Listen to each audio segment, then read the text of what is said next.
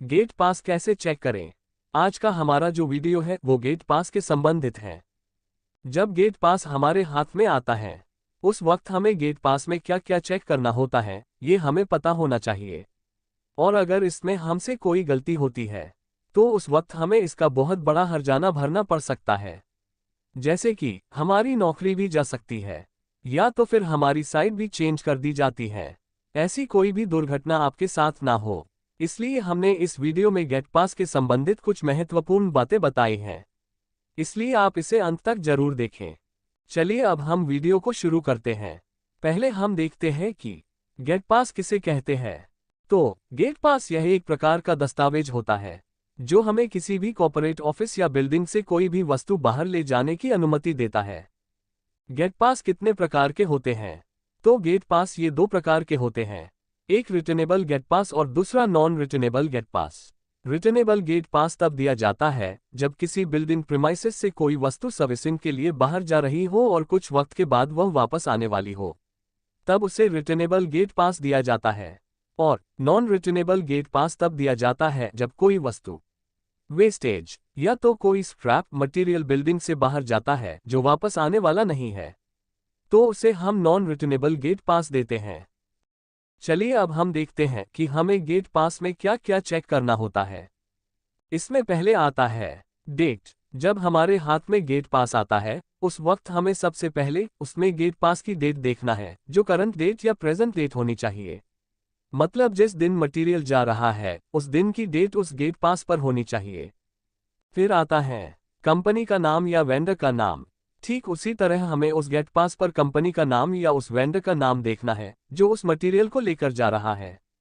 अब आगे है मटेरियल का डिस्क्रिप्शन। समझिए कि कोई वस्तु बिल्डिंग प्रीमाइसेस से बाहर जा रही है तो उसी वस्तु का नाम गेट पास पर लिखा होना चाहिए और वही वस्तु सामने भी मौजूद होनी चाहिए। जैसे कि अगर गेट पास पर लिखा है 5 डेस्कटॉप बाहर जा रहे हैं और सामने 5 लैपटॉप रखे हुए हैं, तो इसका मतलब ये हुआ कि गेट पास पर लिखा कुछ और है और बाहर कुछ और जा रहा है। इसलिए गेट पास पर जो भी मटेरियल का डिस्क्रिप्शन दिया है उसे आपको ध्यान से पढ़ना है। अब देखते हैं क्वांटिटी ऑफ द मटेरियल। जैसे कि मैंने आपको बताया था कि अगर गेट पास पर लिखा है 5 डेस्कटॉप बिल्डिंग से बाहर जा रहे हैं तो सामने भी 5 ही डेस्कटॉप होने चाहिए। अब इसका मतलब ये हुआ कि डेस्कटॉप की क्वांटिटी ना 5 से ज्यादा होनी चाहिए और ना 5 से कम होनी चाहिए। अगर गेट पास पर 5 डेस्कटॉप लिखा है और बाहर 6 डेस्कटॉप जा रहे हैं, या गेट पास पर 5 डेस्कटॉप लिखा है और बाहर 4 डेस्कटॉप जा रहे हैं, इन दोनों ही सिचुएशन में आपको उस वेंडर को नया गेट पास बनाकर लेकर आने बोलना है, क्योंकि दोनों ही सिचुएशन में गेट पास की और मटेरियल की क्वांटिटी मैच नहीं हो रही। अब हमें देखना है गेट पास पर सबसे महत्वपूर्ण चीज जो होती है वो है सिग्नेचर। अब यहाँ पर सिग्नेचर का मतलब ये होता है कि जो भी मटेरियल बिल्डिंग के बाहर जा रहा है वह मेरे देखरेख में और मेरे मर्जी से जा रहा है। अब बात आती है सिग्नेचर की, तो यहाँ पर हमें 3 व्यक्तियों की सिग्नेचर की जरूरत होती है, जिसमें पहले है प्रीपेड बाय, फिर है अप्रूव्ड बाय और फिर है रिक्वेस्टेड बाय। अब इसमें प्रीपेड बाय वो होता है जो गेट पास बनाता है और अप्रूव्ड बाय वो होता है जो उससे बाहर जाने की अनुमति देता है, और वो हर एक डिपार्टमेंट का अलग अलग व्यक्ति हो सकता है, जो HR, एडमिन और IT डिपार्टमेंट में से कोई भी हो सकता है।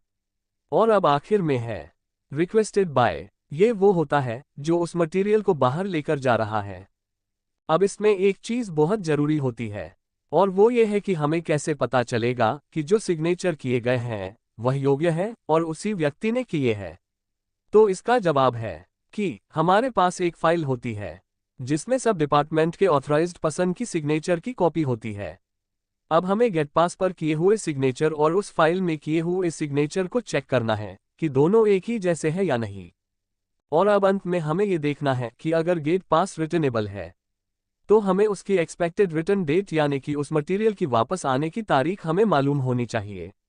और अगर उस डेट पर मटेरियल वापस नहीं आता है तो हमें उसका फॉलोअप लेना है कि जो मटेरियल रिटर्नेबल बेसिस पर बाहर गया था वो अभी तक आया क्यों नहीं। तो ये थे कुछ महत्वपूर्ण बातें जो हमें गेट पास चेक करते वक्त देखने होते हैं। अगर आपको ये वीडियो पसंद आए तो इसे लाइक, शेयर और चैनल को सब्सक्राइब करना ना भूलें। चलिए फिर मिलते हैं अगले वीडियो में, तब तक के लिए जय हिंद।